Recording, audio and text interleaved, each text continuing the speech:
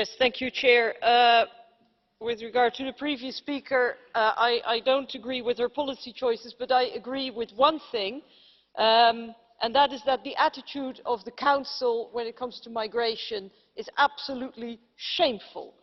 And the Council has become the bottleneck for mainly all policies, but in particular migration, because the European Commission has made proposals for a common policy. The European Parliament has managed to agree across the political groups on a policy. Even the Pope, I'm not known for praising the Pope, even the Pope is supportive. NGOs are supportive. Opinion polls show that the vast majority of Europeans are very pragmatic and they expect us to act when it comes to migration.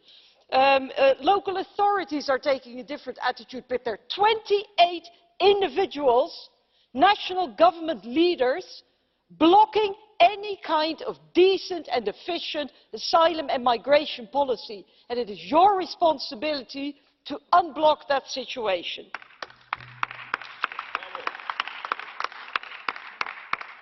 The same goes for the rule of law. I'm glad that the Council has at least twice discussed the situation in Poland.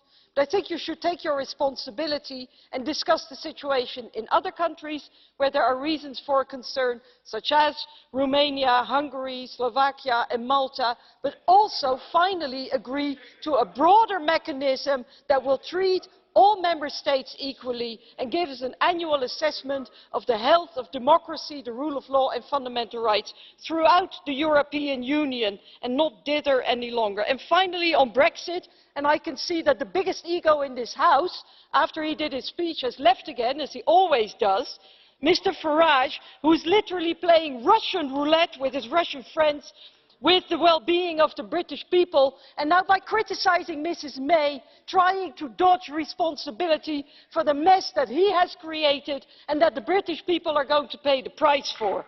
And I'm very glad, and this I'll conclude, Madam, I'm very glad that the EU is united, because the real problem is not unity in the European Union, the real problem is the lack of unity in British politics. Thank you.